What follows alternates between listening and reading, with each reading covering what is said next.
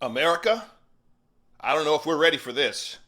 Apparently, there is new video evidence, potential proof that George Floyd did not die because of a knee on the back of his neck. Now, I know how I feel about watching that cop, Derek Chauvin, with his knee on the back of his neck. I think it was way too long that he did that.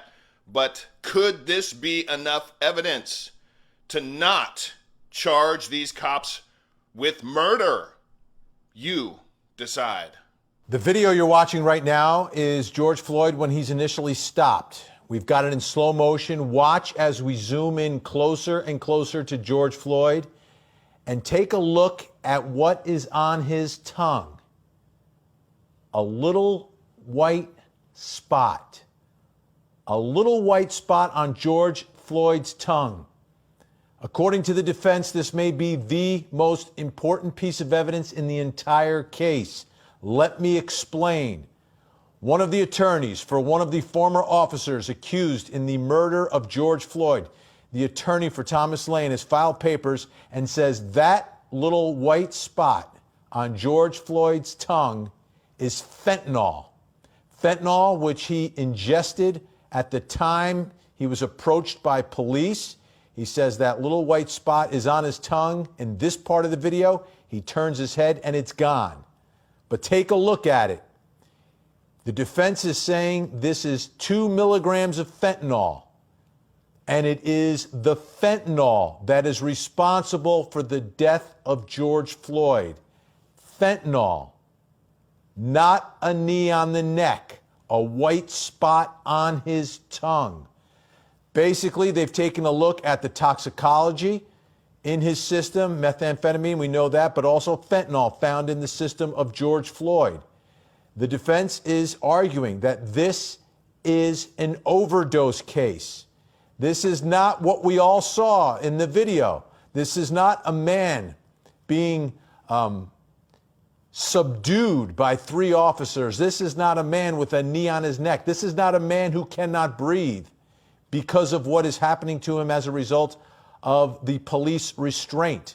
They are saying this is someone who overdosed on a drug that he ingested himself. The little white spot, they say, 2 milligrams of fentanyl.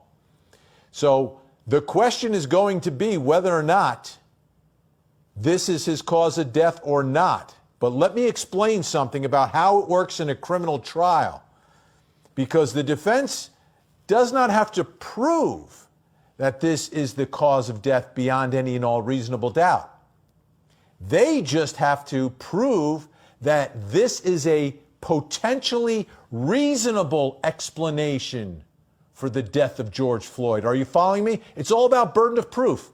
Prosecutors have to prove their case beyond a reasonable doubt. So they've got to prove to the jury that beyond a reasonable doubt, it was the police action, the police restraint, the knee on the neck that killed George Floyd.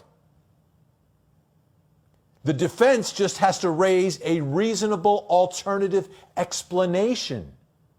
Well, whatever you are thinking right now, friends, one thing that I understand is if these cops are not charged with murder, the left is going to go nuts. Democrats will go nuts. The rioting that's been taking place in our cities all across the country, friends, it's not going to get better. It's only going to get worse. Let's just hope and pray for justice. If that is what they say that it is, if it was fentanyl in his system, then obviously that aided his death. But the knee on the back of his neck was still something that nobody should ever have to deal with. It's a tough call, but we better all be ready for what may come. David J. Harris Jr. here. If you like the messages that I bring, you'll like my book. Get it at David Harris Jr.